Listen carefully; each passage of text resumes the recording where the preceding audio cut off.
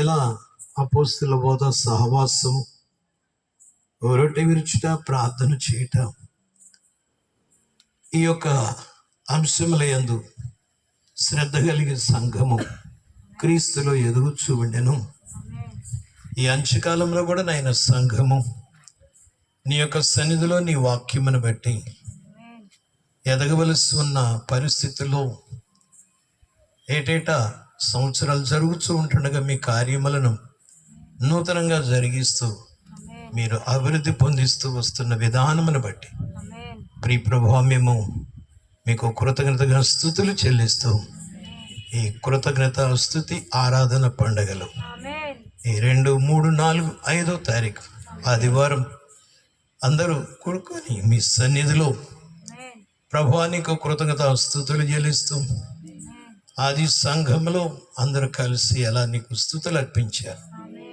పరిచర్లో ఉన్న వారందరూ కూడా వచ్చి నీకు స్తుతులు అర్పిస్తూ విశ్వాసులందరూ కలిసి నిన్ను గనపరిచినట్లు కృపదాయిచ్చేయమని పగల కూడికలు, రాత్రికాల కూడికలకు ప్రభువా పరమ నుండి నీ కనుదృష్టిని ఇక్కడ ఉంచి ఈ స్థలము చుట్టూతో నీ పరిశుద్ధమైన నీ ప్రాకారము నుంచి మీ సన్నిధితో కాపుదలతో మీ క్షేమముతో నింపి ఈ యొక్క మీటింగ్స్ని సక్సెస్ చేయించి మీరే వర్ధలు చేసి సమస్తము నీకు మహిమకరముగా, సంఘమునకు ఆశీర్వాదకరముగా జరిగించి నడిపించి దీవించుమని, ఉదయకాలం రాలేకపోయిన వారు సాయంకాలం రాలేకపోయిన వారు ఉదయకాలం ఇలా అందరూ కూడా కూడి వచ్చి మీ సన్నిధిలో నీ నామాన్ని కనపరచుటకు సహాయం చేయమని, ఇక్కడున్న చిన్నలు, యవనులు, వృద్ధులు అందరిని బట్టి మీకు స్తుతులు అర్పిస్తూ నా తండ్రి దీవెనకరమైన వర్షములతో ప్రాంతాలన్నీ కూడా ఈ సంవత్సరంలో మీరు నింపి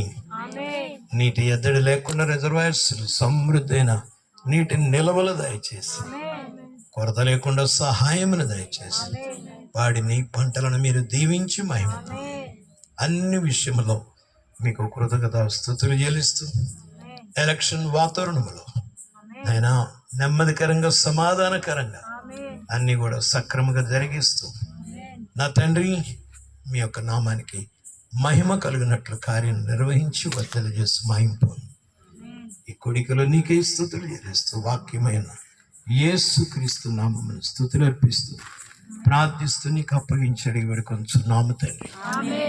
ఆమేన్. హల్లెలూయా.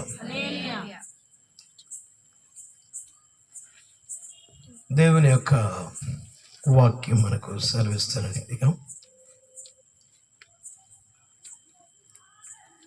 హెబ్రీయులకు రాసిన పత్రిక 4వ అధ్యాయం 12వ వచనం గుర్తుపెట్టుకుందాం అందరము కూడా.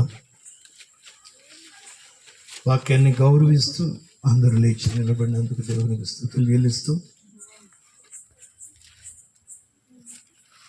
హెబ్రీయులకు రాసిన పత్రిక 4వ అధ్యాయము 12వ వచనం అందరము జ్ఞాపకం చేసుకుందాం. ఎందుకనగా దేవుని వాక్యము సజీవమై బలము కలిగి రెండంచులు గల ఎటువంటి ఖడ్గము కంటెను వాడిగా ఉండి ప్రాణమును, ఆత్మను, కీళ్లను విభజించినంత మట్టుకు దూరుచు హృదయం యొక్క తలంపులను, ఆలోచనలను శోధించుచు ఉన్నది. Praise the Lord. దేవుడి వాక్యం ద్వారా మనతో మాట్లాడి నడిపించును గాక. మంచిది, కూర్చున్నాం.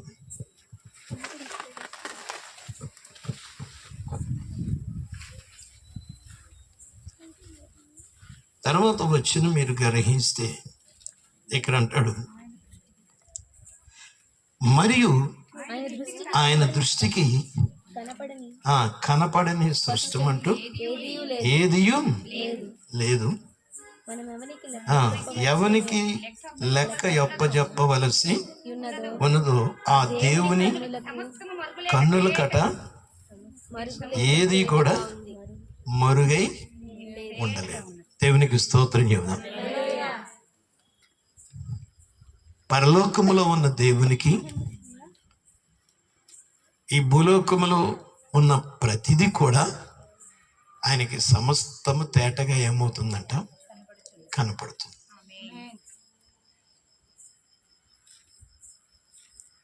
ఒకసారి సృష్టి ఆరంభములు ఆదాము దేవుని మాట విననప్పుడు పోయి అంజూరపు చెట్టు యొక్క చెట్ల చాటున ఏం చేశాడు, దాక్కున్నాడు. దేవుడు వచ్చాడు, ఆదామా నీవు ఎక్కడున్నావు అన్నాడు. ఎక్కడున్నావంటే ఆయన ఏమన్నాడు, నేను ఇక్కడున్నానంటలా, నేను నీ స్వరం విన్నప్పుడు భయపడి ఈ చెట్ల చాటున దాగుకొని ఉన్నాను. కారణం నేను దిగంబరుడనై ఉన్నాను. అంటే దేవుడిచ్చినటువంటిది పోగొట్టుకున్న తర్వాత తన యొక్క జీవితంలో ఎంత భయం వచ్చింది, ఎంత దేవునికి దూరం అయిపోవటం జరిగింది. సృష్టి ఆరంభంలో జరిగింది కార్యం. ప్రతి చోట ఈ సత్యం ముందు ప్రకటించబడాలి. మానవునికి ఈ యొక్క దేవుని ఆవశ్యకత ఎందుకు వచ్చిందనంటే, దేవుణ్ణి కలిగి ఉన్న వానికి సమస్తము కలిగి ఉంటాడు. అయితే దేవుణ్ణి కలిగి ఉన్న వాడికి ఒక ప్రత్యేకత ఏంటంటే చెడుతనం ఉండదు, చీకటి ఉండదు, పాపం ఉండదు. అది ధన్యత అంటారా కాదంటారా?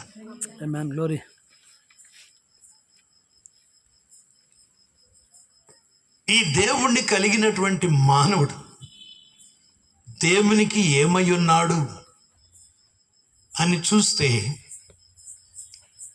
తను దేవుని మాట వినకపోవటం ద్వారా కలిగిన నష్టం ఏంటంటే, పాపము ప్రవేశించి పాపము మానవుడిని దేవునికి ఏం చేసింది, దూరం చేసింది.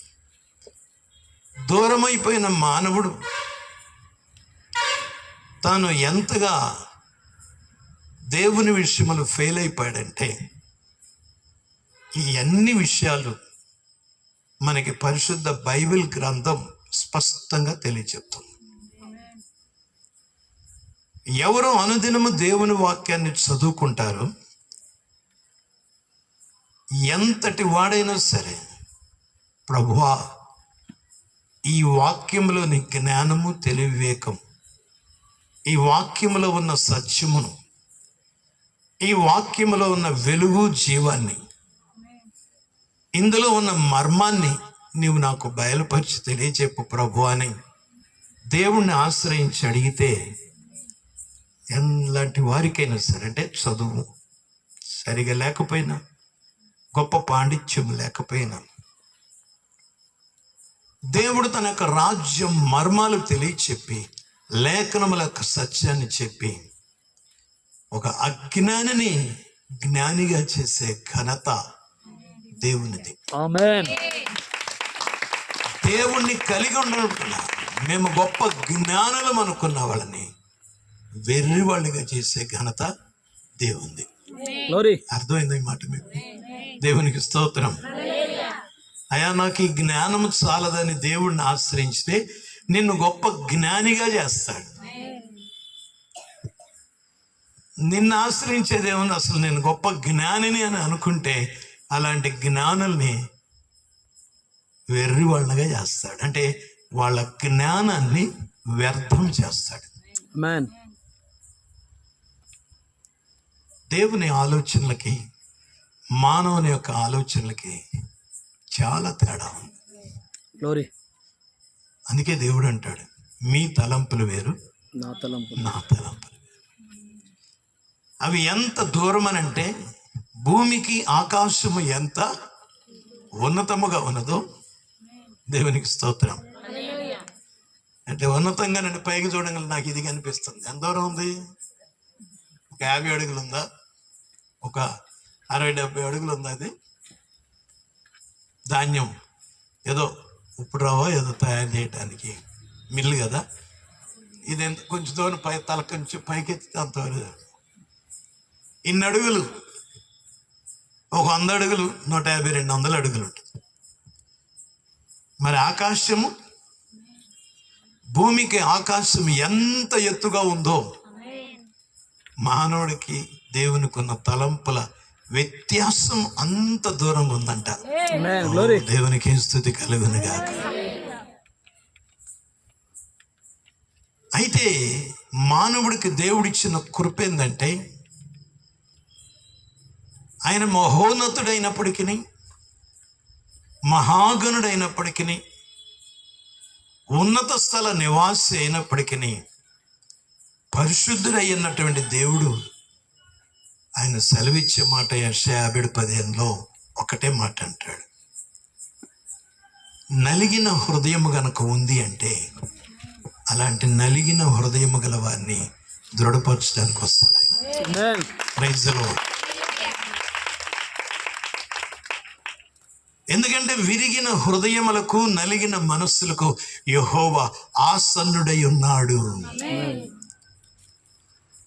గొప్ప గొప్ప వాళ్ళకి ప్రత్యక్షము కాని దేవుడు, గొప్ప గొప్ప వాళ్ళకి అర్థము కాని ఈ దేవుడు విరిగిన హృదయముతో దేవుని సన్నిధికి వస్తే అలాంటి వారి మధ్యకొచ్చి ఆసీనుడైన దేవుడు వారి యొక్క హృదయాల్ని పరిశీలన చేసే దేవుడు వారిని నలిగిన జీవితాల్ని ఏం చేస్తాడని ఉందంటే వారిని ఉజ్జీవింపజేస్తాడట. Praise the lord. అంటే ఈ లోకము నిరుత్సాహపరిస్తే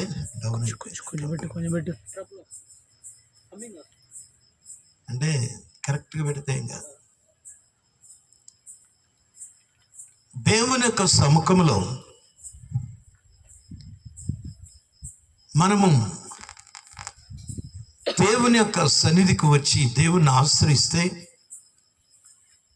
నలిగిపోయిన హృదయం కలిగిన జీవితాల్ని ఆయన ఉజ్జీవింపజేస్తాడు. అయితే అపవాది యొక్క కార్యం ఏంటంటే ఈ దేవుని సన్నిధికి రానికుండా ఉండటానికి కొరకైన నిరుత్సాహాన్ని వాడిచ్చి నిన్ను దేవుని సన్నిధికి దూరంగానే ఉంచాలని ప్రయత్నం చేస్తాడు. ఈరోజు చూడండి, మీటింగ్స్ అని చెప్తే ఎందరో మందికి తెలుసు. ఒకళ్ళేమో మొదటి రోజు 800, ఇంకొకళ్ళేమో 2వ రోజు కాదు 3వ రోజు అండి. 3వ రోజు అయిపోయింది, ఆదివారంగా ఇంకే వెళ్తారు, అయిపోయింది, క్లోజ్.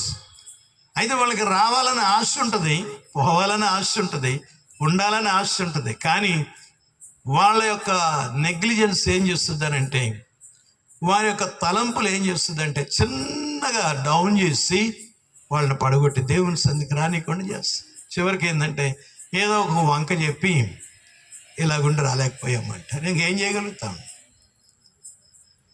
అయితే ప్రభువా, ఈ మీటింగ్స్కి నేను వెళ్ళాలి, నేను నిన్ను స్తుతించాలి, నేను నిన్ను ఆరాధించాలా, నీ సేవకుల ద్వారా మాతో నువ్వు వాక్యముల గుండా తెలియ చెప్తావో తెలుసుకొని అది సత్యమని నమ్మి మేమందరం విశ్వాసములో ఎదగాల, సంఘము ఆత్మీయంగా పెరగాల. ఎలాగా? విశ్వాసంతో నువ్వు నమ్మి ఆసక్తితో కనుక ప్రార్థన చేస్తే దేవుని వాక్యం చెప్పు. దేవుడి కట ఆసక్తి అనే ఆ గొప్ప గుణం ఉందంట. అట్లనే తన బిడ్డలకు కూడా ఆసక్తి అనే గుణం వచ్చినప్పుడు ఆసక్తి అనేది ఏం చేస్తుంది అంటే గొప్ప కార్యాలని చేస్తుంది.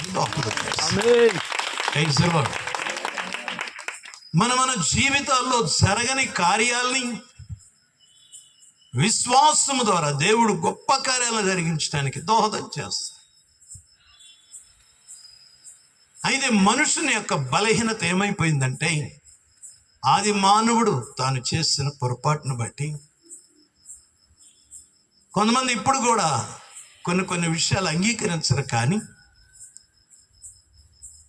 రోమా 5:12 ప్రకారం ఒక మనుషుని మూలముగా లోకములోనికి పాపము ద్వారా ఏమొచ్చింది? మరణం అనేది అందరికి ఏమైంది? సంప్రాప్తమైంది. అందరికీ మరణం వస్తూ ఉంది. ఆదికాండం 5వ అధ్యాయంలో మరి 100 సంవత్సరాలు దాటి 120-130 సంవత్సరాలు వచ్చేటప్పటికి ఆదాముకి షేత్ అనేవాడు పుట్టాడు. ఆ తర్వాత 930 సంవత్సరాల తర్వాత ఏమైపోయాడంటే చనిపోయాడు. మరణం వచ్చి ఒక ఆదాముకే వచ్చి ఆగిపోలా.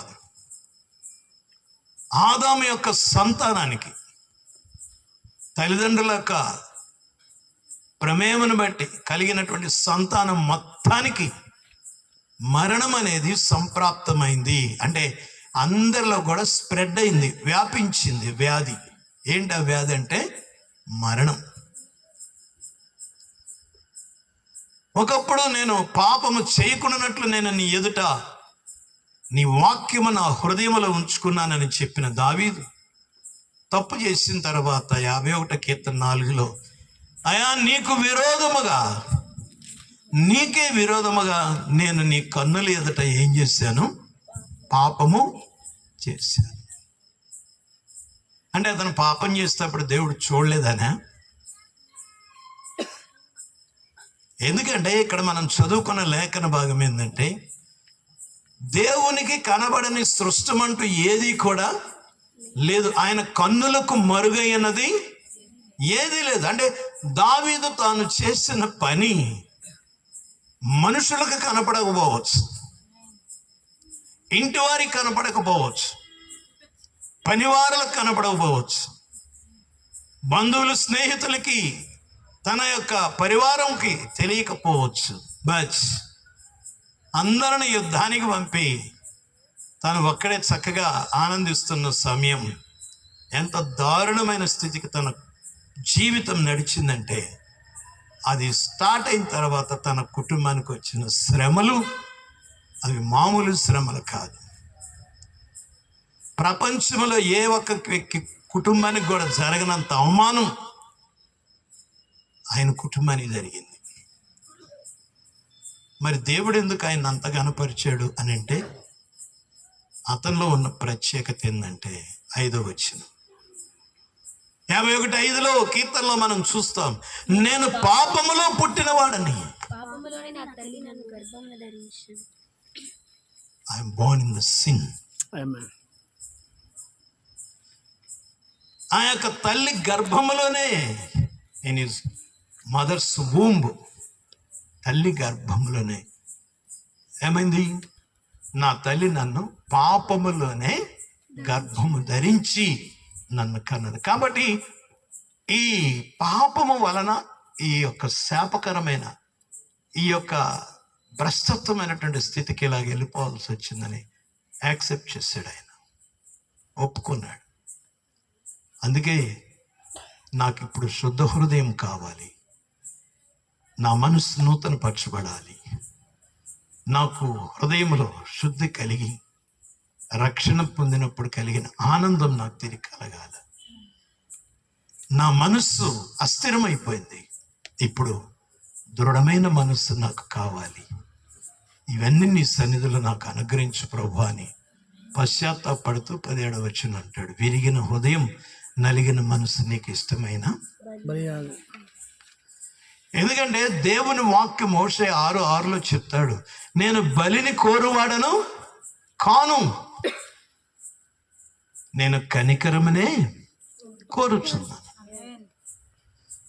కాబట్టి దేవుని యొక్క కనికరం రావాలి.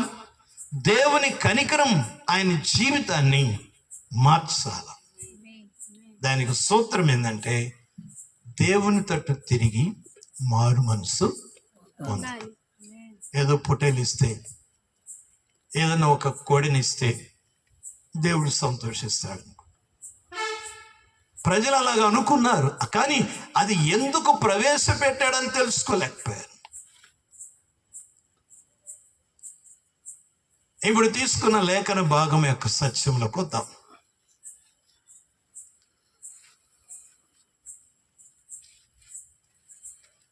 ఫిబ్రవరి 4:1 దేవుని యొక్క విశ్రాంతిలోనికి ప్రవేశించుదము అను వాగ్దానం ఇంకా నిలిచి ఉండగా ఎవడైనా సరే దేవుని యొక్క సన్నిధిలో నుంచి తొలగిపోవునట్టు దుష్టమైన హృదయం.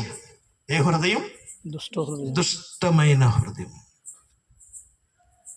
దుష్టమైన హృదయం మీలో ఎవరికైనా ఉంటుందేమో అని మీరేం చేసుకోమన్నాడు? మిమ్మల్ని మీరే జాగ్రత్త చేసుకోమన్నాడు. అది అక్కడ వాక్యం. అంటే ప్రార్థనకు వచ్చే మన జీవితంలో అపవాది ఎంత తెలివిగలిగినాడంటే, ఇన్ని సంవత్సరాలుగా నువ్వు వెళ్తున్నావు, నీకేం మేలు కలిగింది, నీకేం లాభం కలిగింది, నీకేం ఆశీర్వాదం కలిగింది, వెళుతున్నావు వస్తున్నావు, ఏంటి ప్రయోజనం అని ఒక విషబీజము మెల్లగా హృదయంలో నాటి అది జీవితాన్ని సర్వనాశనం చేయటానికి కూర్చుంటాం. మీకు తెలుసు, విషము కొంచెం విషం చాలు. ఆమె కాటేసినప్పుడు ఎంతో పెద్ద విషయం కాదు, ఆ కూరలట్ట దిగబడితే చాలు ఆ విషము మానవుడి ప్రాణాన్ని ఏం చేస్తుంది? శారీరకంగా పతనం చేస్తుంది. అయితే ఈ దుస్తుని యొక్క విషం ఎలాంటిదంటే ఆత్మీయ జీవితాన్ని పాడు చేసి పెట్టుద్ది. అసలుకే పాడైన హృదయం దేవుని దగ్గరకు వచ్చి బాగుపడుతుంది అనుకుంటే, ఇలా బాగుపడుతున్న దాన్ని ఇక బాగుపడకుండా సర్వనాశనం చేయటానికి దాన్ని తెలివి ఉపయోగించి చాలా మోసం చేస్తాం. కొంతమందికి ఈ దేవుని వాక్యం చెప్తా ఉంటే ఇదంతగా రుచించదు. ఖండించి చెప్పిన, హెచ్చరించి చెప్పిన, దేవుని వాక్యాన్ని ఉన్నదంట్లకు బోధించిన చాలా మంది కొంచెం నచ్చదు. అదే మోసకరమైన మాటలు గనక చెప్పగలిగితే, అంటే ఎట్లా ఉంటుంది అంటే, అరే అతని మాటలు ఎట్లుంటాయి అంటే తేనె పూసిన కత్తి. పైకి తేనె ఎట్లుంటది? ఆర్షి గారి మాటలేమో విషంలాగా ఉంటాయి, దుస్తుని మాటలేమో తేనెలాగా ఉంటాయి.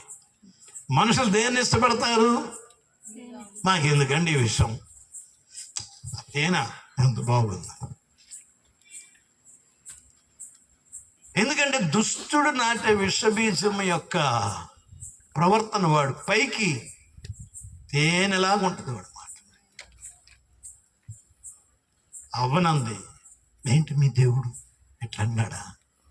ఇది తింటే చచ్చిపోతారన్నారు. ఏంటి ముట్టుకుంటేనే చచ్చిపోతారన్న. అస్సలు మీరు సావనే సావరు.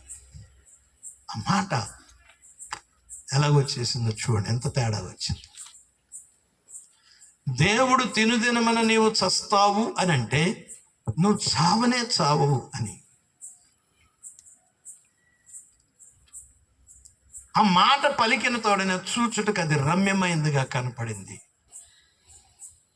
దేవుడు తినటానికి ఇచ్చిన ఆహారం కోసమైన ఫలముల కంటే అది బాగుందని చెప్పి ఆహారానికి అంది. ఆ తర్వాత నువ్వు దేవత వలె ఉంటావు అని అంటప్పటికి 3 రకాలైన ఆశలు వచ్చినాయి. అందుకే లోకం అనేది అక్కడ పుట్టింది. ఆ లోకమునకు తండ్రి అపవాది. లోకం యొక్క డెఫినేషన్ ఏంటి? నిర్వచనం. యోహాను రాసిన మొదటి పత్రిక 2వ అధ్యాయం 15-17. ఈ లోకములో ఉన్నదంతయు శరీరాశయు నేత్రాశయు జీవపు డంబమునై ఇవి తండ్రి వలన పుట్టినవి. అంటే దేవుని ద్వారా వచ్చినది కాదు. మరి ఎవరి ద్వారా వచ్చింది? లోక సంబంధమైనవి.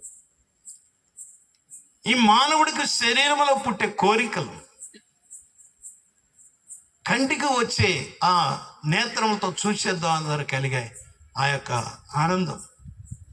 నువ్వు ఇలాగైపోతావు అని అంటే, దేవుణ్ణి మర్చిపోయి నువ్వు ఇలాగైపోతావు అని అంటే ఎంత ఆ అతిశయం, డంబం, ఈ 3 మానవ జీవితాన్ని పతనం చేసింది. అది ఇప్పుడు అందరికి వారసత్వం వచ్చేసి. అయితే యోహాను 16:33లో యేసుక్రీస్తు వారు చెప్పిన ఒక శ్రేష్టమైన మాట ఏంటంటే, లోకములో మీకు శ్రమ, నా యందు మీకు విశ్రాంతి కలుగునట్లు నేను మీకు ఈ మాటలు చెప్పుచున్నాను. నేను లోకాన్ని ఏం చేశాను? దండి అందరూ దేవుని స్తోత్రం చెప్తాం. ఈరోజు మనం యేసు ప్రభుని ఆరాధించడానికి గల ముఖ్యమైన గొప్ప కారణం ఏంటంటే యేసు ఈ లోకమును ఏం చేశాడు? ఇప్పుడు ఆయన్ని మనం ఆశ్రయించి ఆయన నామమును మన హృదయములు అంగీకరించి ఆయన సహాయంతో మనం నడవగలిగితే ప్రభు ఇచ్చిన గొప్ప హామీ వాగ్దానం ఏంటనంటే, నేను లోకమును జయించి ఉన్నాను, నా యందు విశ్వాసం ఇచ్చిన వాడు కూడా జయించుతాడు. మనం మీటింగ్స్కి ఎందుకు వస్తున్నాము అని అంటే ఏదో కాలక్షేపానికి కాసేపు పాటలు పాడుకొని ఆనందించి తిని వెళ్ళిపోవటానికి కాదు. మనం ఆరాధించే ఆరాధ్యదయమైన దేవుడు మన ప్రభు అయిన యేసుక్రీస్తు వారు. ఏ లోకము ఈ లోకములో పుట్టిందో, ఏ తండ్రి వలనది ఈ లోకములో ఉండి పతనం చేస్తూ వచ్చిందో ప్రజలని, అలాంటి ప్రజల మధ్యలో రక్త మాంసములో జన్మించిన తాను ఈ లోకాన్ని జయించాడు. అయితే వాస్తవం ఏందనంటే చాలా మంది పాపాన్ని ఒప్పుకోరు. యోబు గ్రంథం 14:4 యోబుకు వచ్చిన ఆలోచన ఏందనంటే, ఒక పాపములో పుట్టిన వ్యక్తికి పాప సహితుల నుంచి పాపము లేనివాడు పాపరహితుడు గనక పుట్టగలిగితే ఎంత మేలు అన్నాడు. జరుగుద్ది అది. అప్పటికి యోబు ఆయనకున్న జ్ఞానాన్ని బట్టి ఆయన ఇచ్చిన స్టేట్మెంట్ ఏంటంటే, అలాగున ఎవడు కూడా పుట్టలేడు.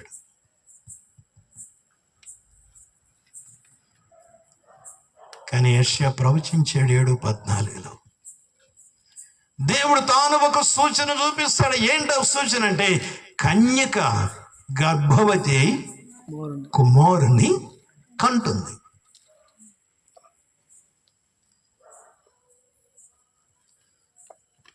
ఈ కుమారుని గురించి లూకా 1:30 కనుక చూస్తే దూత చెప్తుంది, నీకు పుట్టబోవు శిశువు పరిశుద్ధుడై దేవుని కుమారుడు అనబడతాడు.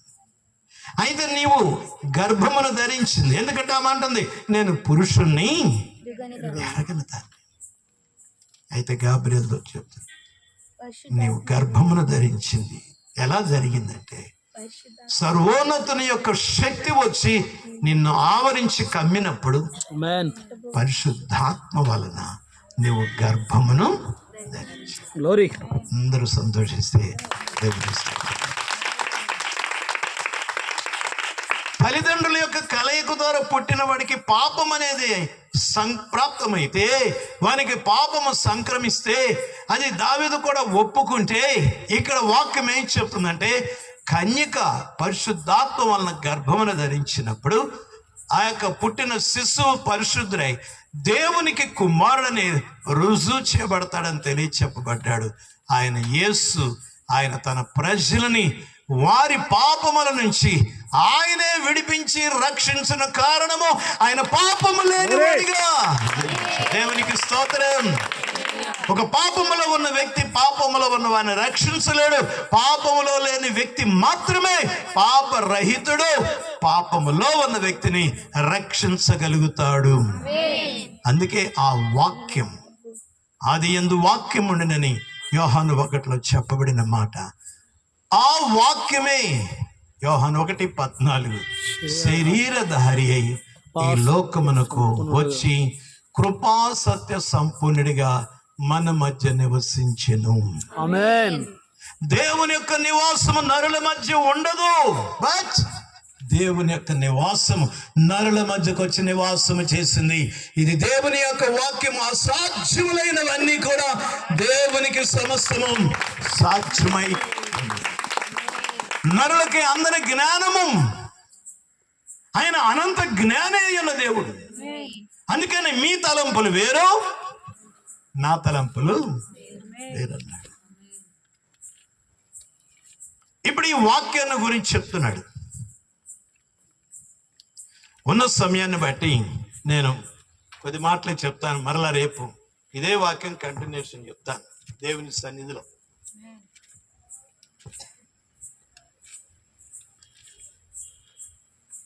ఈ హెబ్రీ 4:12 ఆ వాక్యము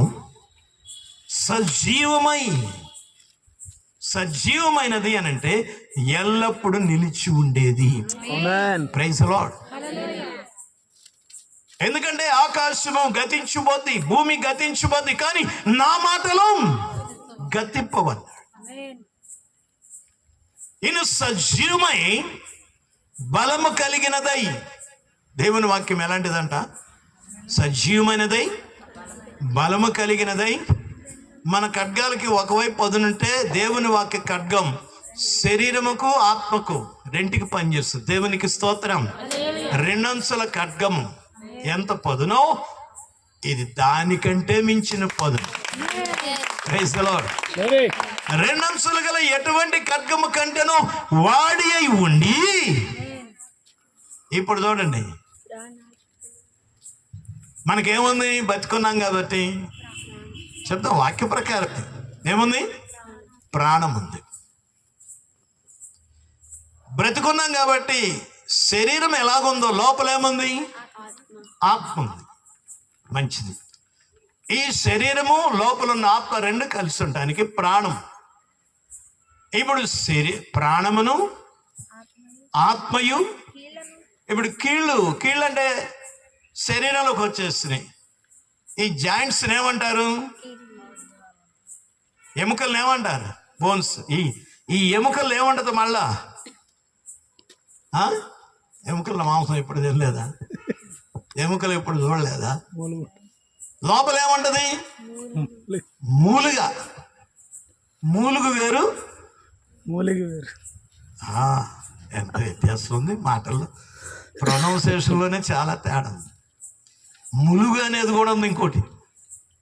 బాబోయ్, అది మామూలుది కాదంట. ఎట్టుంటది అది? ఇనుము కంటే కూడా గట్టి కూడా. ములుగు అనేది ఈ మధ్య అక్కడక్కడ కొన్ని చోట్ల దొరుకుతుంది. దానికి కవచం పొట్టిదైనా చిన్నదైనా భయంకరంగా ఉంటుంది. చాలామంది, కొంతమంది చూసిన వాళ్ళు నేను చూశాను.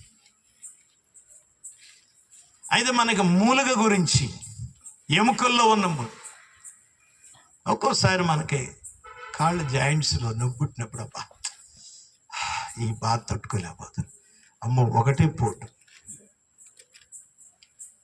రాత్రి నేను నిద్రపోతున్నాను, తెల్లవారుజామున మెలకు వచ్చింది. విపరీతమైన పోటుతో మెలకు వచ్చింది. ఏంది నేను ఏమైందని చెప్పి చూస్తే నా కుడి చెయ్యి మెలిదిరిగి పడింది. ఏంటి చెయ్యి మెలిదిరిగి పడిపోయింది అన్న. అబాల శబ్దం వచ్చింది. ఏంటి శబ్దం అని చెప్పి చూస్తే మెలిదిరిగిపోయింది. వెంటనే ప్రభువుని జ్ఞాపకం చేసుకున్నా. మెల్లగా చేతిని పట్టుకొని యువతలకి ఇచ్చేసి సరి చేసి, నమ్ముతారో లేదో నాకు తెలియదు, నేను పడిన అవస్థ అది. Praise the Lord. మళ్ళా చెయ్యి సరి చేయబట్టడానికి దేవుడు సహాయం చేస్తాడు. దెబ్బ మీద దెబ్బ. దీనికి ఇప్పుడు 3 దెబ్బలు పడ్డాయి. జనవరి 3వ తారీఖు నుంచి రేపు 3వ తారీఖు కదా, ఇప్పుడు 3 దెబ్బలు పడ్డాయి. 2 మోటార్ సైకిల్ దెబ్బలు స్పీడ్ బ్రేకర్ల కాడ, 1 ఇంట్లో దెబ్బ.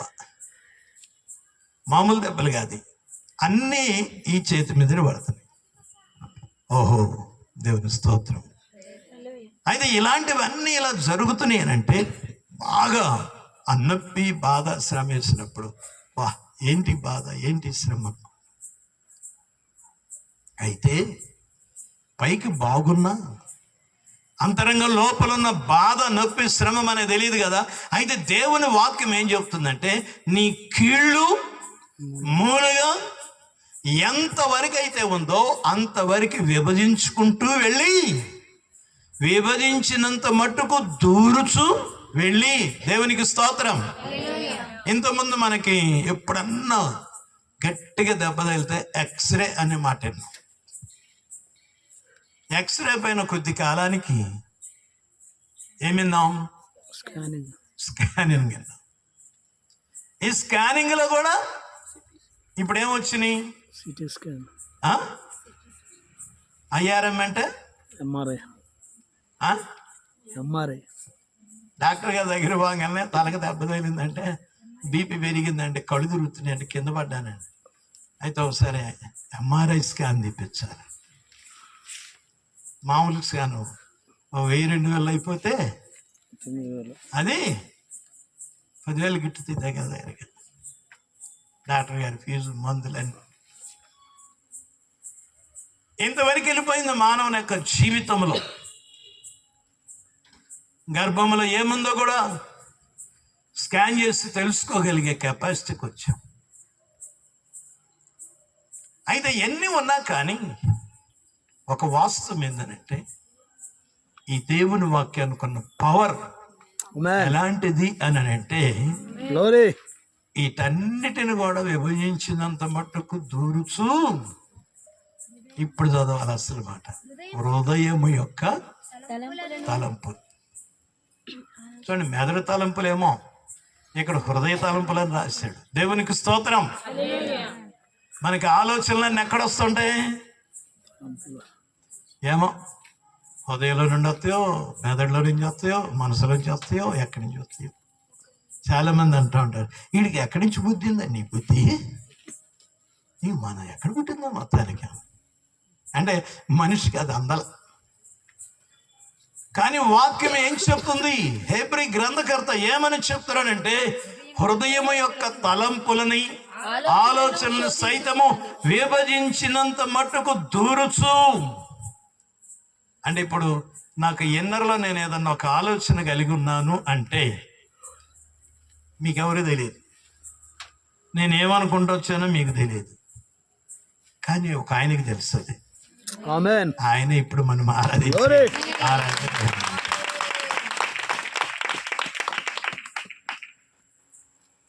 ఎందుకనంటే ఇజ్రాయేల్ ప్రజల్ని దేవుడు పోషించి వాళ్ళకి కావలసిన ఆహారము, నీళ్లు, వాళ్ళకి కావలసిన పగలు మేఘస్తంభం, రాత్రి వేళ అగ్నిస్తంభం, వాళ్ళకు కావలసిన విధానమంతా కూడా దేవుడు వారిని 40 దినాలు చక్కని ప్రయాణముతో ఐగుప్తు నుంచి కనానుకు నడిపించడానికి మంచి శ్రేష్టమైన ప్రణాళికతో ఆయన వాళ్ళని తీసుకొని వెళ్ళి వాగ్దాన దేశంలో ప్రవేశపెడదామని అనుకుంటే వాళ్ళు తలంచిన తలంపుల యొక్క ఫలితం ఏం జరిగింది అని అంటే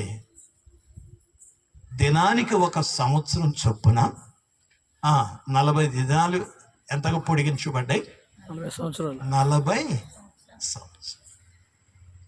ఎందుకు అలాంటి స్థితి ఏర్పడింది?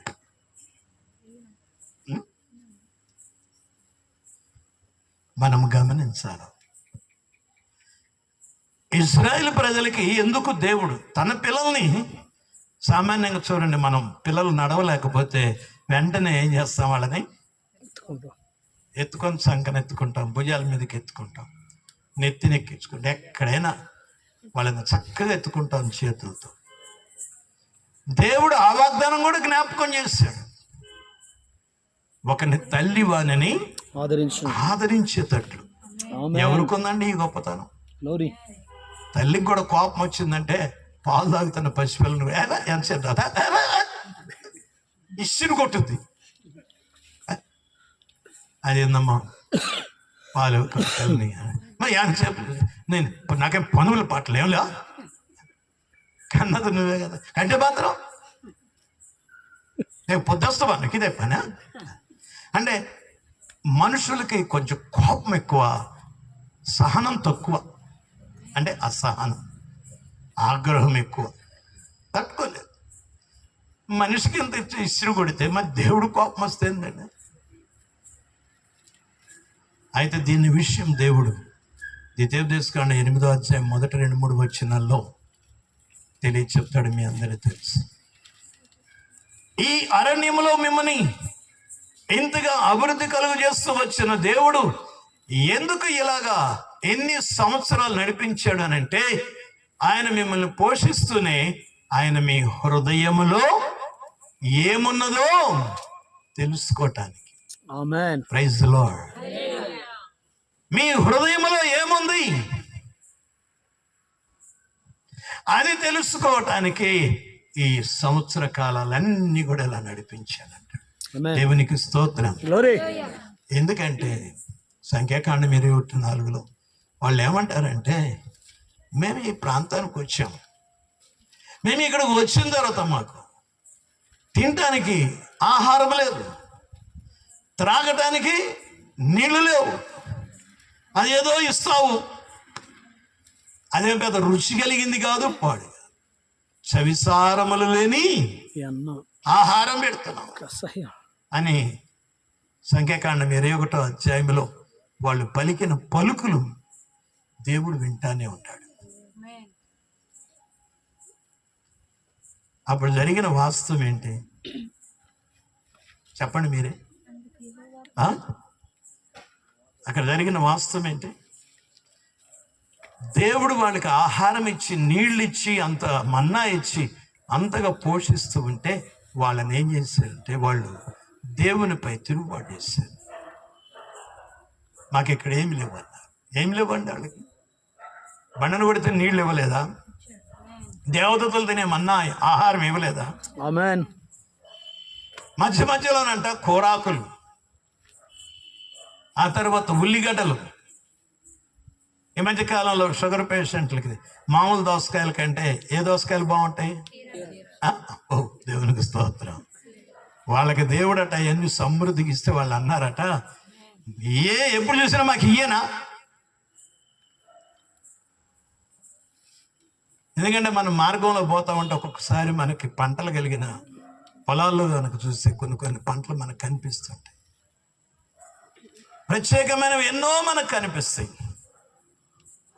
దేవుడు వాళ్ళకి కావాల్సిన ఇచ్చాడండి. ఇస్తే వాళ్ళు ఏం చేశారంటే వాగ్దానం అనే విషయాన్ని మర్చిపోయారు. మనం వెళ్ళాల్సిన కనాను కదా, మనం అక్కడికి చేరాల్సిన విషయాలు ఇక్కడ ఏముంటే ఏమి, ఏమి లేకపోతేనేమి, మనకి ఉన్నా లేకపోయినా అక్కడ శాకిరి మనం తట్టుకోలేకపోయాం.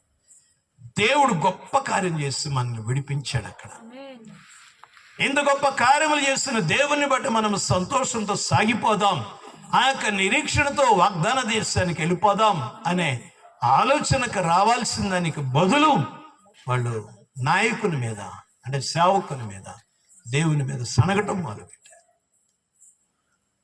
దాని యొక్క రిజల్ట్ ఏం జరిగిందంటే దేవుడైన యెహోవా వారి మధ్యలోనికి ఏం చేశాడు? తాపకరమైన సహోదరు అన్నాడు, మీ చుట్టుపక్కల ఒకసారి గ్రహించుకోండి, కొంచెం నిద్రపోకుండా కొంచెం కాస్త ఆలోచన కలిగినండి. ఎట్టించైనా ఏమైనా ఎట్టించైనా ఏమైనా చెప్పలేదంటే చూసారు, ఇటు దృష్టి అటు పోయింది, ఇటు చెప్పేది పోయింది. ఆశ గారు ఇందాకేం చెప్పారు? చల్లగాలికి. కాబట్టి మీ చుట్టుపక్కల కొంచెం కనిపెట్టుకుంటా నిద్రపోమన్నాడా, జాగ్రత్త చూసుకోమన్నాడా? ఎందుకు? అలాంటివి ఏమైనా వస్తాయి. ఎందుకంటే ఒకసారి బెల్లంకొండలో కొండ మీద ప్రార్థనకి వెళ్ళాం. ఆ ఉన్న గది అంతా నిండిపోయింది. నేను అన్ని చూసుకుంటా, బియ్యం వచ్చినాయా లేదా, టీ పొడి వచ్చిందా లేదా, పాలు వచ్చినాయా లేదా, ఎంతమంది ఉన్నారు, ఎంత టీ ఇవ్వాలా, ఎన్ని పాలు కాయాలా, ఎలాగా, ఎంతమందికి ఏం భోజనం, ఎలాగన్నీ కూడా ఆలోచన చేసుకుంటూ కింద నుంచి వచ్చిన వాళ్ళ దగ్గరికి వెళ్ళి ఆరా తీసుకుంటా వెళ్తే ఒక ముసలం వచ్చింది. ఒక 40-50 ఏళ్ళమ్మ వచ్చింది. వచ్చటం మోకరిచ్చింది. నేను అక్కడే నిలబడి ఉన్నాను, కానీ ఏదో అలికిడి అయినట్టు అనిపించింది. ఏంటని చెప్పి చూశాను. ఈ లోపల బ్రదర్స్ ఏం చేశారంటే అడౌట్ చేసి దాన్ని చేశారు. ఏంటి జరిగిందంటే పాపం అలసిపోయి వచ్చిన ఆమె మోకరించి చేతులు రెండిట్ల అట్ట రాయి మీద పెట్టి ఆ స్థలంలో ప్రార్థన చేస్తుంటే చేతి మీద పైనుండి నల్లగా ఒక పాము వచ్చి పడింది. ఆ పడిన పట్టానికి ఆమె చర్మం పైన పొర ఏమైందంటే లేచిపోయింది. కరిచినట్ట ఆ పాము పడినందుకు పైన పొర లేచినట్ట. అర్థమైందా మీకు? పైన ఆ కప్పులో నుంచి ఒక పాము పడ్డది కిందకి. ఆ పడినది ఆమె మోకరించినప్పుడు చెయ్యి పెట్టంగానే ఆ చెయ్యి మీద ఇక్కడ పడింది. పడంగానే ఆ పడిన పాటుకి ఈ చర్మం ఏమైంది, పైది పొర కొంచెం అట్లా కొద్దిగా కదిలినట్టు లేచింది. ఆమె ఏం చేసిందంటే అమ్మో అందు కేకేసింది. ఈ లోపల కుర్రోళ్ళందరూ వెళ్ళి దాన్ని కొట్టి చంపి అవతల పడేశారు. ఇక ఆమె ఎంత విశ్వాసంతో, ప్రభా పాము కాటు నుంచి నన్ను తప్పించి రక్షించిందేవా నీకు స్తోత్రం. ఎంత చక్కగా కృతజ్ఞతాస్తుతులు చెల్లింది చాలా కదా. మరుక్షణాలు మెట్లు దిగింది. ఏందమ్మా ఇప్పుడే కదా నువ్వు ఎక్కింది, ఏందమ్మా ఏంది ఎక్కేది, ఆడ ఏముంది అనుకుంటున్నావు, పాములు, ఇంకా నయ్యో నేను బతికొస్తున్నా అనుకుంటూ వెళ్ళిపోయింది. వచ్చే వాళ్ళందరూ అవుతుంది పైన పాములు, పైన పాములు, పైన పాములు. 1 సంవత్సరం ఒక కుర్రోని పాము గర్వనే గరిసింది. కారణం వాని అవిధేయత, వాని పాపం. ద్వారం దగ్గరికి వెళ్ళి లోపలికి వెళ్తుండగా చీకట్లో ఏదో కాలుకి తగిలినట్టుంది. అందులో ఆయన ఫ్రెండ్స్ వాళ్ళందరిని అడిగాడు, ఇక్కడ ఏదో జరిగినట్టుందని. అంటే ఏం జరిగిందని ఒకడు అగ్గిపుల్ల గీశాడు. గీస్తే పాము కరిసి వెళ్ళిపోయింది. చూశారు, చీకట్లో కొట్టలేకపోయారు. ఆయన వాళ్ళ దగ్గర అగ్గిపెట్టి ఎందుకు ఉండాలా? పాత్రకు వచ్చేవాడి దగ్గర ఏముండాలా? మరి ఏముంది? జేబులేముంది? అగ్గిపెట్ట. అంటే ప్రార్థనకన్నా వస్తున్నారు కానీ ఇంకా వాళ్ళకున్న ఆ వ్యసనాలు, దురలవాట్లు, పాపాలు, దోషాలు, అపరాధాలు ఎంత మాత్రం కూడా ఏం చేయట్లేదు.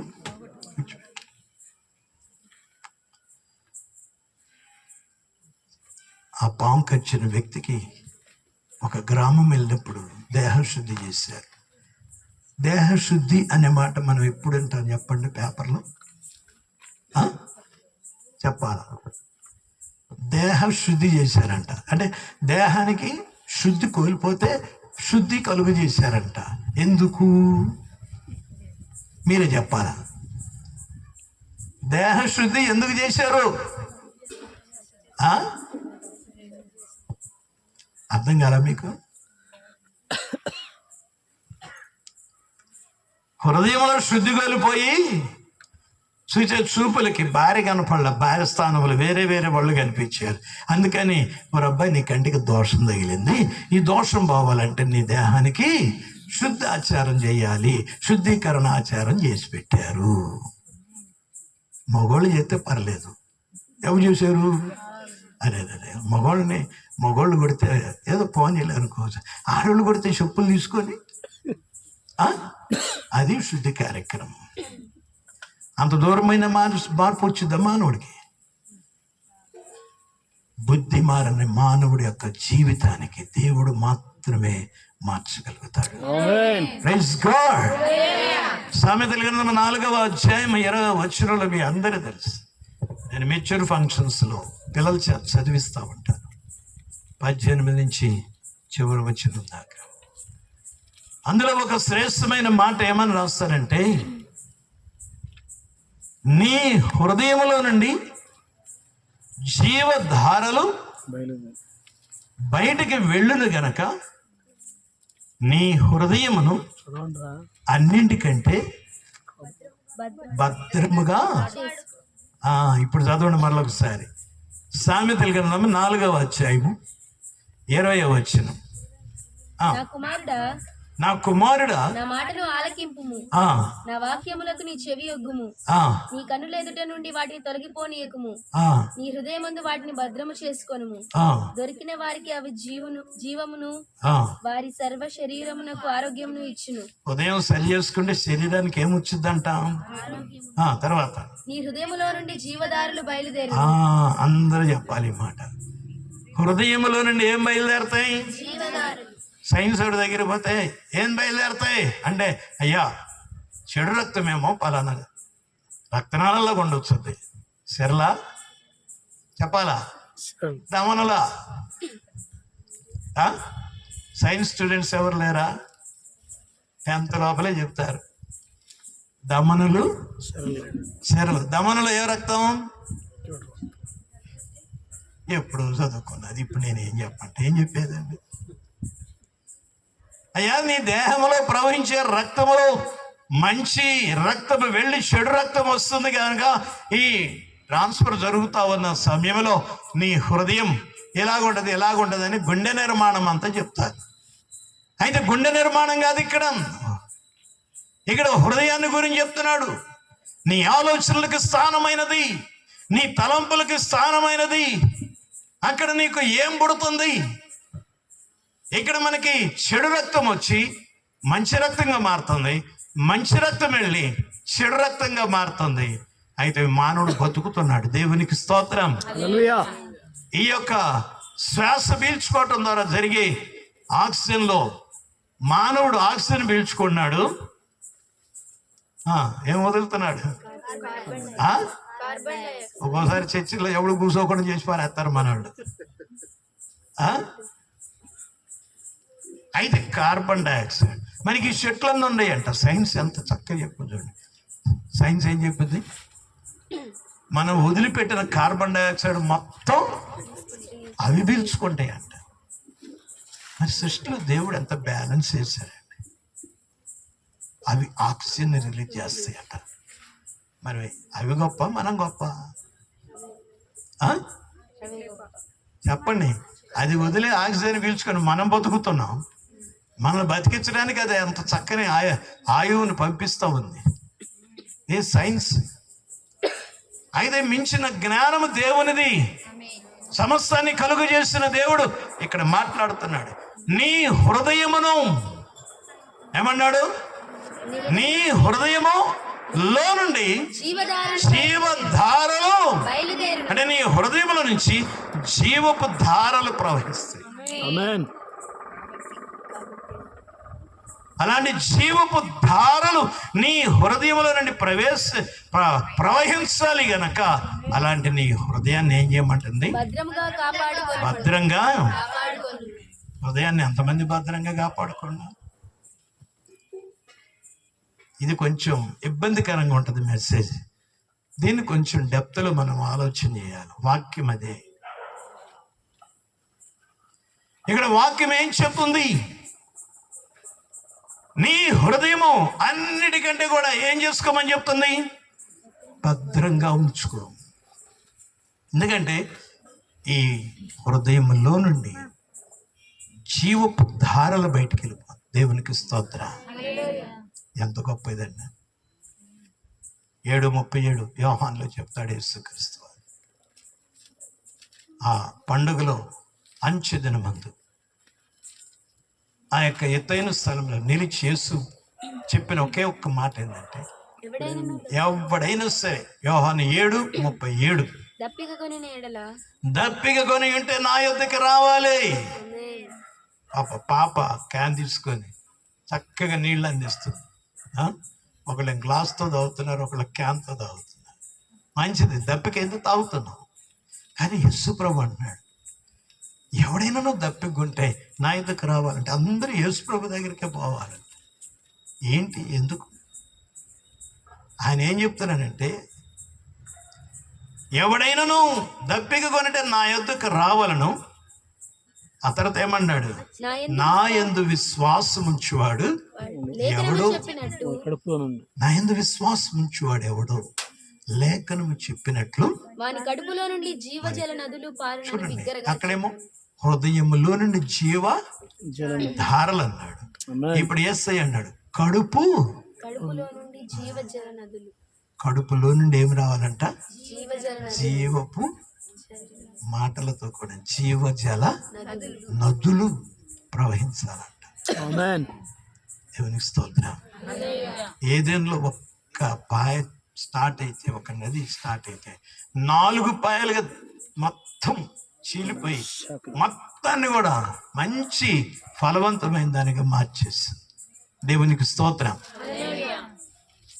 మరి ఇక్కడ చూస్తున్నాం హృదయములో నుండి జీవధారలు అన్నాడు. ఇక్కడేమో సొలొమోను భక్తుడు ఆ మాట చెప్తే యేసు ప్రభు అన్నాడు, నా యందు విశ్వాసం ఉంచు అని కడుపులో నుండి. కొంతమంది అంటారు ఇద్దరి మధ్య ఏదైనా వ్యత్యాసం వచ్చినప్పుడు మాటల మీద మాట్లాడినప్పుడు, మరి నువ్వు అట్టాను లేదా, నువ్వు ఇట్టాను లేదా, నువ్వు అటు చేయలేదా, నువ్వు ఇటు చేయలేదా, నువ్వు అంతే కదా నేను ఏంటాను, నువ్వు అటు చేయబట్టి కదా నేను ఇటు చేసింది, నువ్వు అనబట్టి కదా నేను ఎట్టాను, లేకపోతే నేను అబ్బా ఇంకా ఏమంటావు, కక్కు కక్కు కక్కు, ఇంకా నీ కడుపులో ఏమన్నాయో చెప్పు చెప్పు అంటావు కదా. దేవునికి అందరూ ఒకసారి స్తోత్రం చేద్దాం. అబ్బో కడుపులో మామూలుగా లేవండి, అంటే కడుపులు చాలా చాలా పెట్టుకున్నారు.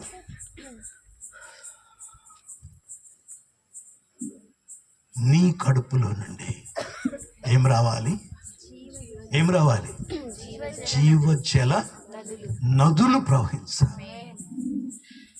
యేసయ్య బోధకన్న మనుషుల యొక్క తలంపులకి మీక 6:6 మనం చూస్తుంటాం. అయ్యా ఏమి తీసుకుని వచ్చి నేను మిమ్మల్ని దర్శించాలా, ఏమి తీసుకుని వచ్చి నీ సన్నిధిని మేము కనపడాలి, వేలాది నదులంతా విస్తారమైన తైలంతో మేము నీ దగ్గరకు వచ్చి కనపడాలా,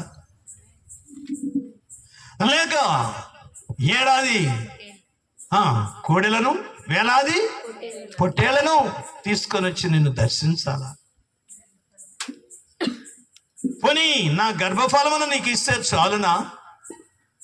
నా గర్భఫలమైన నా జ్యేష్ఠ పుత్రుని నీకు ఇస్తే ఏమిస్తే సరిపోద్ది అన్నాడు.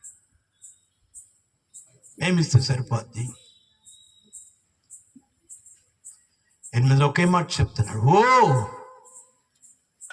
ఏమన్నాడు అక్కడ? ఓ మనుష్యుడా, ఏది ఉత్తమమో, ఓ మనుష్యుడా ఏది ఉత్తమమో అది నీకు తెలుపబడి ఉన్నది. అంటే దేవుడు తన వాక్యము ద్వారా మనకి సత్యాన్ని ఆల్రెడీ తెలియచెప్పి ఉన్నాడు. నమ్మిన వారందరూ ఆమేన్ అని చెప్పి దేవుడికి స్తోత్రం. ఏమంటే దేవుడు చెప్పలేదా? దేవుడు చెప్పలేదా?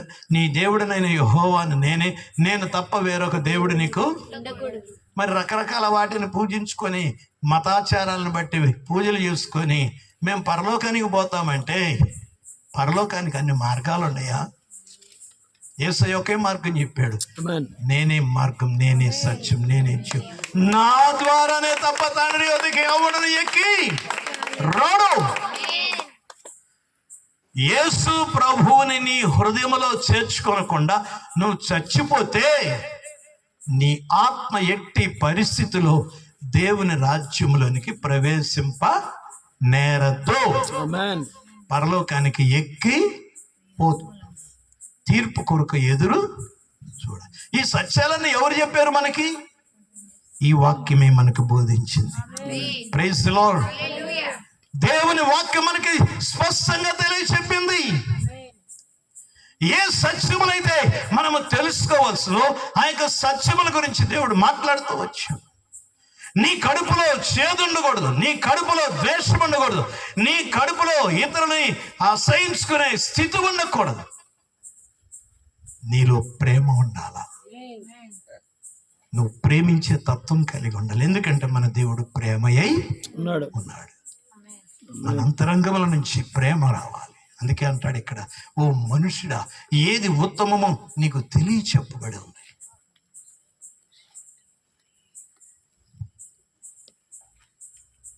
మూడు ప్రాముఖ్యమైన విషయాలు చెప్పాడు. ఏంటా 3? మీకా గ్రంథం 6వ అధ్యాయం 7వ వచనమా 8వ వచనమా ఏముంది?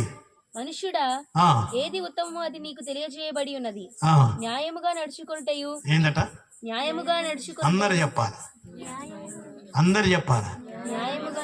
న్యాయముగా నడుచుకోవాలి. అందరు దేవుని స్తోత్రం చెప్పాలి. భార్య భర్తలు ఉన్నారు. భార్య తరఫున వాళ్ళు వచ్చిన వాళ్ళకేమో భర్త మరి ఏమన్నా సహకరిస్తాడంటే,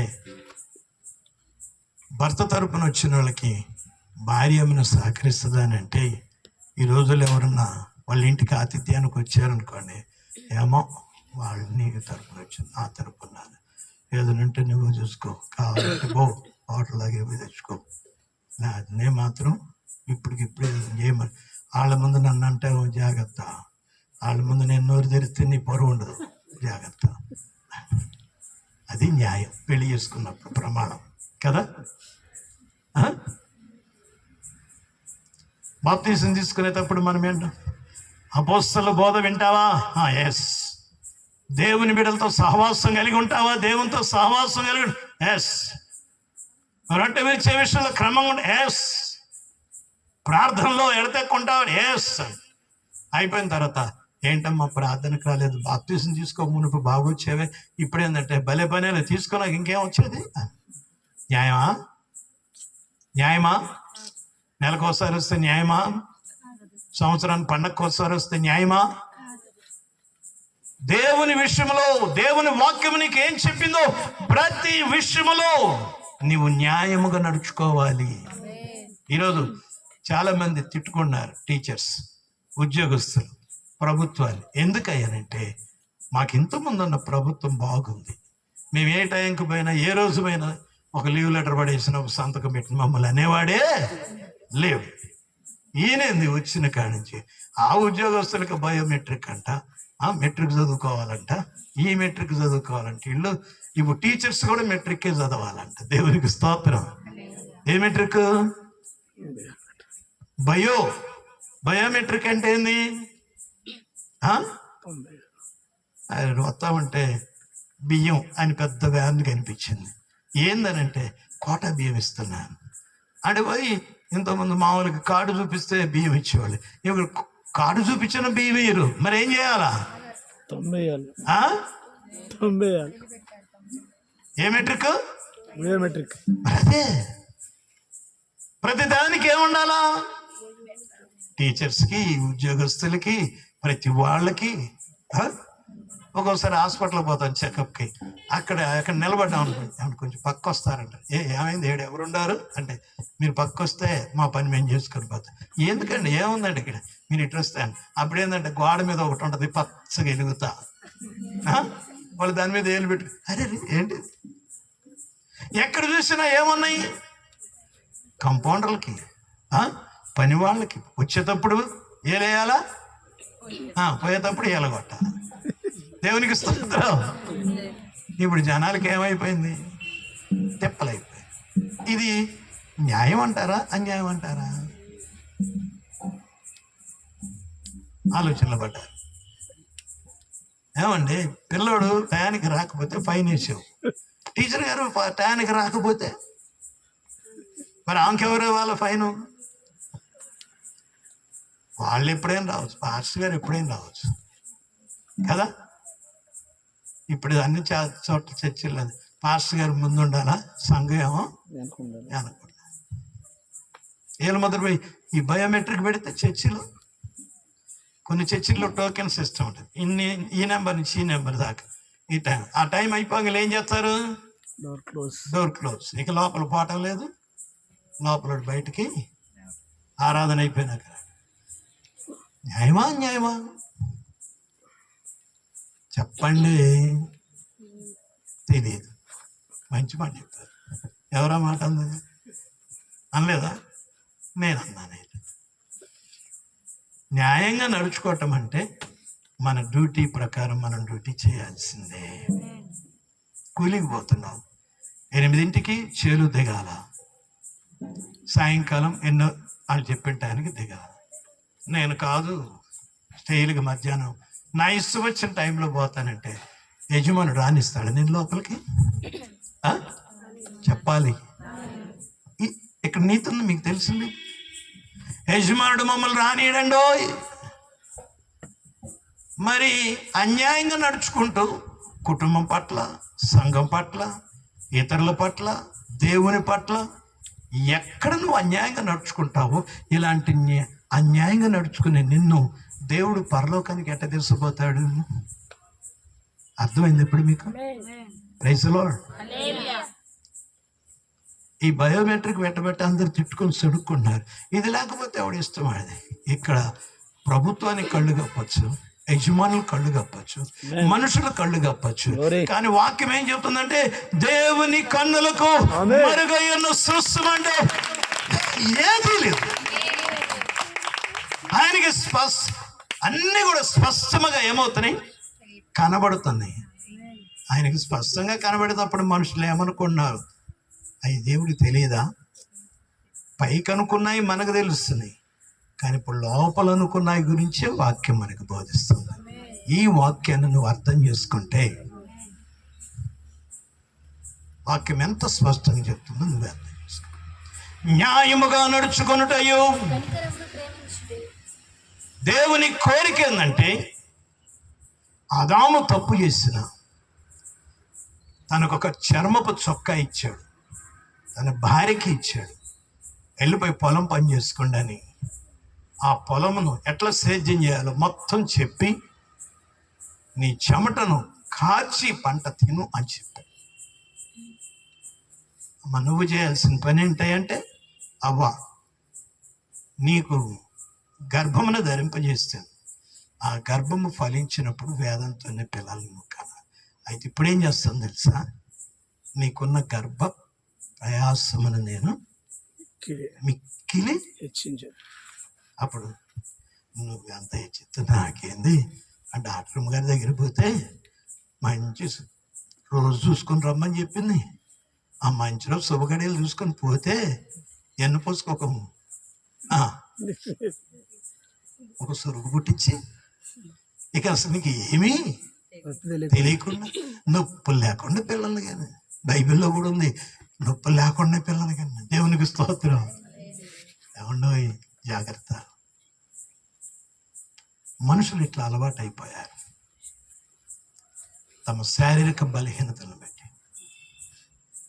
కానీ ఒకటి ఏంటంటే, దేవుడు అనేవాడు ఉన్నాడు, ఆయన కనికరము కలిగిన దేవుడని నువ్వు గ్రహించుకొని నువ్వు ఆయన ఆశ్రయిస్తే, ఆ యొక్క కనికరము కలిగిన దేవుడు నిన్ను కనికరిస్తే, నీవు ఇతరులను కనికరించగలిగితే వాక్యం చెప్తుంది, కనికరము గలవారు ధన్యులు, వారు దేవుని చేత కనికరము పొందుతారు.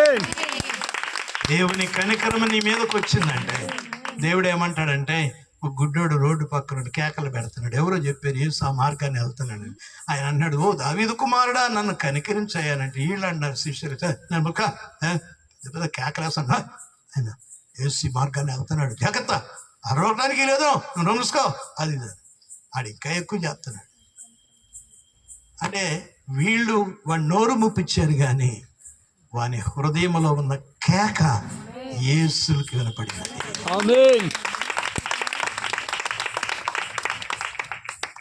వెంటనే అంటున్నారు, యేసు చెప్పిన మాటకి, అయ్యా వాడిని నా ఎదుకు రానిమని చెప్పినప్పుడు ఆయన రమ్మన్నారు, రా అని. అది కనికరం.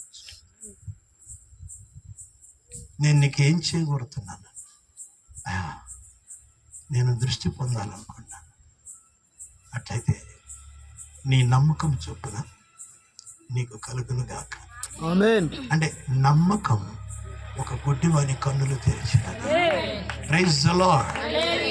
దావీదు కుమారుడైన మెస్సయ్య వచ్చినప్పుడు ఆయన చెవిటి వారికి వినికిడి, గుడ్డి వారికి కన్నులు తెరిచి, ఆ యొక్క బంధకాల్లో ఉన్నవారిని, చెరలో ఉన్నవారిని విడిపి, ఈ లేఖనం యొక్క సత్యమును ఎవరైతే నమ్ముతారో, విశ్వసిస్తారో, నమ్మిన వారందరి పట్ల గొప్ప కార్యాలను చేయడానికి ఈ దేవుడు సమర్థుడైన దేవుడు. గుడ్డివాని కన్నులు వచ్చినాయి, వాడు సంతోషించాడు. దేనికి సంతోషించాడు తెలుసండి, అది మరలా యాక్షన్ చేయలే. నేను అడుక్కు తినటానికి నేను పోయి కూర్చుంటే నా ముందు ఒక వస్త్రం పరుచుకొని కూర్చోవాలి, ఆ వస్త్రం మీద పడిన డబ్బులే నా జీవనానికి పనికొస్తాయి. కానీ ఇప్పుడు నా కన్నులు తెరిచిన తర్వాత ఇక నేను కష్టపడి పని చేసుకుంటానికి దేవుడు నాకు చూపించినప్పుడు, ఈ వస్త్రముతో నాకు భిక్షమెత్తే వస్త్రముతో ఇక నాకు అందరూ సంతోషించి దేవునికి స్తోత్రం చెల్లిద్దాం. వాడు చేసిన మొట్టమొదటి పని ఏంటంటే, ఇక నాకు ఈ వస్త్రంతో పని లేదు. Praise the Lord. మనోళ్ళు ఉంటారు, గుడికి వచ్చినప్పుడు, అయ్యా నేను పాపినయ్యా, నేను ఇద్దరు మార్కపోయా, నన్ను క్షమించుకోవు. మళ్ళీ పోతా ఆ వస్త్రాన్ని తీసుకుని వెళ్ళిపోయి ఆ పాప పనులన్నీ మళ్ళీ చేసుకుని మళ్ళీ దాంతోనే వస్తారు కదా. మళ్ళా పాపినయ్యా ప్రభువా నన్ను క్షమించయ్యా. ఈరోజు చాలామంది క్రైస్తవులు ఒక నటనకరమైన జీవితం సాగిపోతాం. ప్రార్థనకని వస్తున్నారు, కానీ ఇంకా వాళ్ళలో ఉన్న ఈ పాపపు మలిన వస్త్రాలు పూర్తిగా ఏం చేయట్లేదు, తీసివేయబడటము. 64:6 అంటారు, మేము ఏదో చేస్తున్నాం, మా క్రియలన్నీ ఎలాగున్నాయి అని చెప్పి చూస్తే దేవుని యొక్క వాక్యంలో మనం చూస్తున్నాం. ఎట్లానే మా క్రియలన్నీ మురికి గుడ్డలు అంటే నీతి క్రియలు నీతిగా ఉండాలా, శ్రేష్టమైన ప్రశస్తమైన క్రియలు అవి ప్రశస్తముగా ఉండాలా, బ్రైట్గా ఉండాలి. కానీ ఏమైపోయినాయి? ఏమైనాయి? మేము చేసే పనులకి ఏం పట్టింది? మురికి పట్టింది. అంటే ఆ వస్త్రము, ధరించిన వస్త్రం అంటే ఆ యొక్క క్రియలు మలిన క్రియలు. జాగ్రత్త. ఒక గుడ్డివాడు తన వస్త్రాన్ని తీసి పారేస్తాడు. ఈరోజు క్రైస్తవులు చాలా మంది వాళ్ళ పాపపు వస్త్రాన్ని తీసివేయట్లేదు, కానీ పాడుకుంటాం మనం, పాపపు వస్త్రము మార్చి నీతిమంతులుగా తీర్చి పరిశుద్ధులుగా చేసింది దేవుడు. దేవునికి స్తోత్రం. బాలరాజు గారు పాడిన పాట అది.